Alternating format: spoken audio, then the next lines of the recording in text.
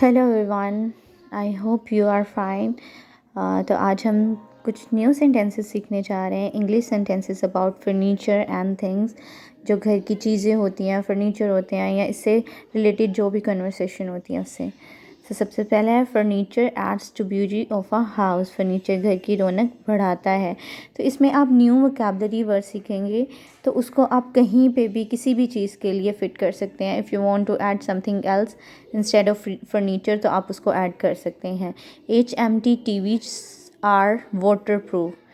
HMT की watches are waterproof. HMT की घड़ियों पर पानी का कोई असर नहीं होता। इसी तरह से आप फ़ोन का कह सकते हैं या किसी और चीज़ का जो वाटर प्रूफ है उसको यहाँ पे उसकी रिप्लेसमेंट कर सकते हैं। Golden steel cupboards are durable. Golden steel की अलमारियाँ पायदार होती हैं जो ज़्यादा देर के लिए चलती हैं।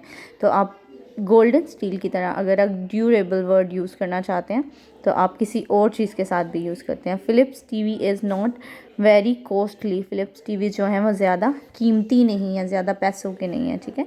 The price of a room cooler goes up during summer. Room cooler की कीमत गर्मियों में बढ़ जाती है। यू कैन ऐड AC और कुछ भी आप इसमें ऐड कर सकते हैं। आपके ये सिर्फ एक एग्जांपल के लिए सेंटेंसेस दिए गए हैं। तो you can choose vocabulary words from these sentences or use these vocabulary words in your own sentences. Okay, he purchased a coffee table. इसने एक कॉफ़ी टेबल ख़रीदी। He purchased a dining table. He purchased a water cooler और जो भी आप कहना चाहें। This dining table is very costly. ये खाने की मेज़ बहुत महंगी है। कॉस्टली मीन्स महंगी।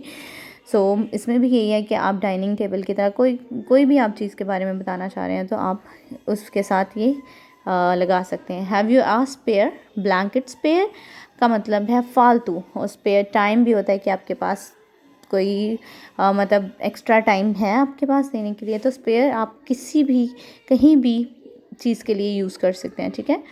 क्वल्ट्स and cushions are very essential in winter.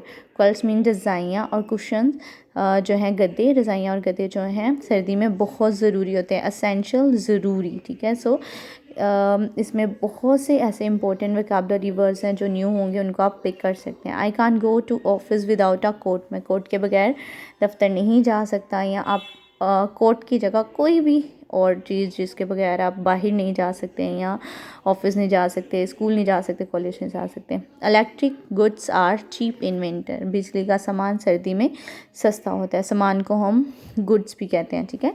So electric goods are cheap in winter. बिजली का सामान सर्दी में सस्ता होता है। So thank you so much for watching my videos. और जो न्यू लोगों ने सब्सक्राइब किया, थैंक यू सो मच। और ये जितने भी वोकैबुलरी वर्ड्स आपने सीखे इनको डेली रूटीन में यूज़ करते रहें, ओके।